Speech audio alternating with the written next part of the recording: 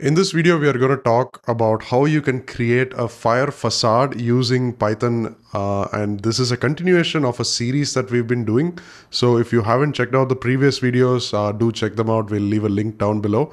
Now, continuing with what we have already. So we have a database with multiple patients, and we've already seeded all this data in a Postgres database. It's running, and we also have a Python server here that's able to handle get and search for patients. In this video, we'll try and implement the post operation, which will be giving you the ability to create new patients on this server. So let's see what we can do. So the first thing is, let's add another endpoint, and let's say app.post patient. And we just need to define a function that will handle this logic for us, right? So let's say define create patient, and we need to pass in the body that this function will take. In this case, it's going to be a resource, and we have to type this to say patient. Now, again, this patient is being imported from the FHIR.resources package. We've already seen how to use this. Now, the beautiful thing about FastAPI is that we actually don't have to do all of the validation ourselves. In fact, I'll show you what this looks like. So let's say if I just do this much, and then I say return resource.model dump, right? So model dump function here. What this will essentially do is make sure that whatever JSON we are getting through the resource is a valid patient object. It will use the function of the patient model here to actually do that. And then it will return whatever we provide. If we provide something wrong, then it's going to throw us validation errors. So let's actually test that out. So I have a request here, and let's change it to the post request. So just to test if this works, let's add, like something, right? So this should not work because this is not defined in the FHIR spec. So this really shouldn't work. So let's see what happens. And we actually get an error, and it says perfectly that, hey, this is extra is forbidden, extra inputs are not permitted, this input, this is not allowed. And that is perfect. We didn't do much. We just added 2 lines of code, and it was able to do all of this validation automatically, right? So let's continue here. What we actually want to do in this function is we want to create a resource in the Postgres server, right? So in this case, we have to make an insert statement. This is what we used to seed the data. But what we are going to do here is going to look and feel very similar, right? So let's actually get the connection first. So let's get the cursor equals connection dot cursor. Now again, this is just pulling a particular cursor from the Postgres connection that we've already made. We have defined this as just a psycho-pg connect to this Postgres, which is running locally on Docker. Now, once we have this, what we want to do is we need to actually insert this patient. But before we insert the patient, let's validate this a little bit so that it matches what we need. So in this case, we only support first name, last name, and date of birth. So we need to do the validation checks here to make sure that that happens, right? So let's actually do a few validation checks. So let's say if resource, and again, this can be dot name. So in fact, we could just try and parse this. We can say, for example, so if not resource.name, we can actually raise an error. I keep getting confused with JavaScript. No name. Now the thing is, this is not going to really be valid FHIR. We actually shouldn't just throw a 500 error. We need to return an operation outcome. So in this case, we actually need to say return operation outcome, and we gotta give it all of the reason, right? The reason code and so on. So we've already done this here. So we actually have a particular operation outcome with an issue that we've put in here before. So let's use that right here. So let's actually return an operation outcome with issue, and we'll say name is mandatory. Let's try this. So in this case, we really have to provide a name. If we don't have a name, then it's going to error out. Let's remove this.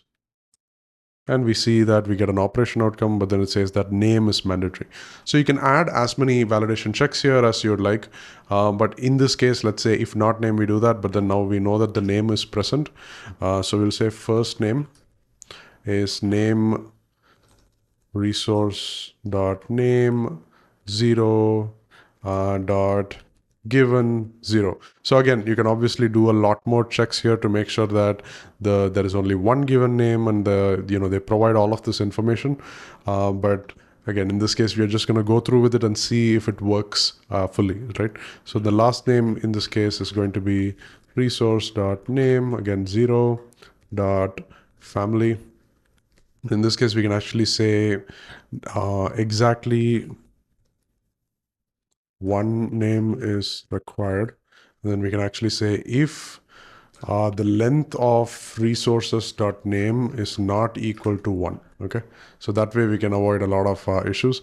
Now, most of the time when you're creating a FHIR Facade, you'll be checking against a particular implementation guide.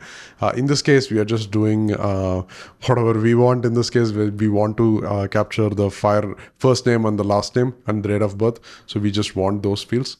And we'll say date of birth is resource dot birth date.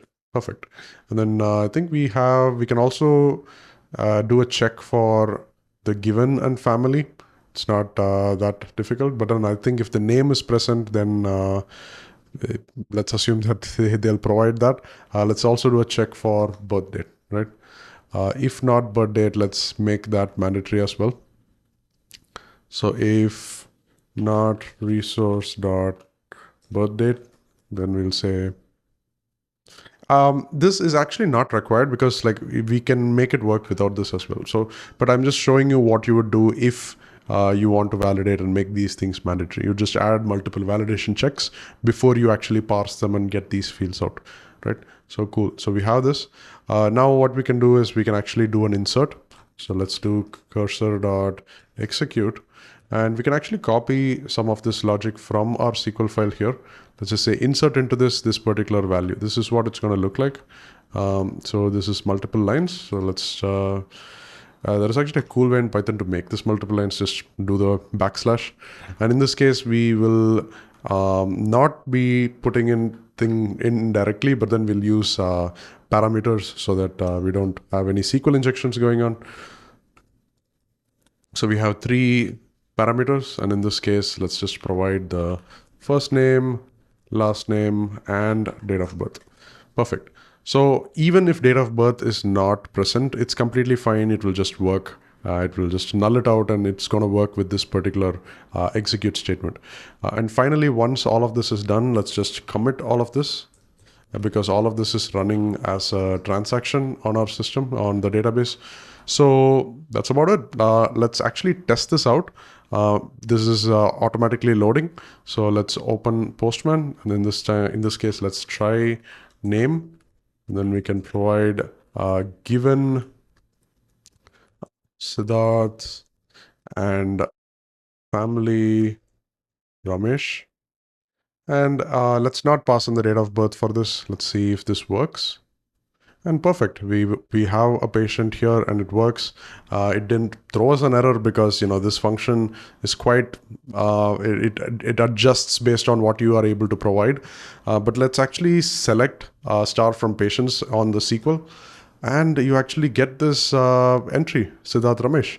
And in fact, if you go back to Postman, and then if you do a GET request on this particular thing, you are actually able to see John Doe, Jane Doe, and you are also able to see this new patient that we created. Now, this is about it. You have successfully created a FHIR Facade that's able to accept the patient resource, and yeah, that's about it.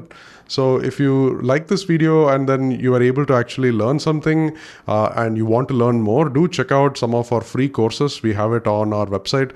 This is just one small portion of what we offer, and there is a whole playlist of everything FHIR, and you can check that out.